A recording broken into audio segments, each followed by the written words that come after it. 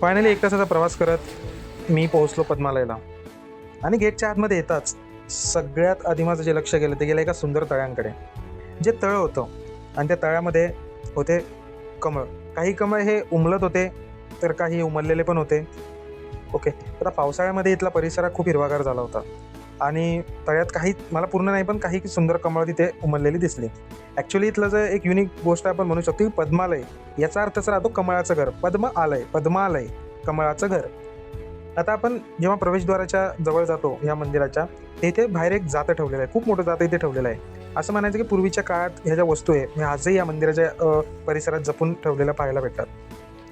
आणि पद्मालयचा इतिहास जो आहे तो अजून इंटरेस्टिंग आहे. या परिसराचा संबंध जो आहे ना तो जोडला जातो महाभारतातील पांडवांच्या कथांशी.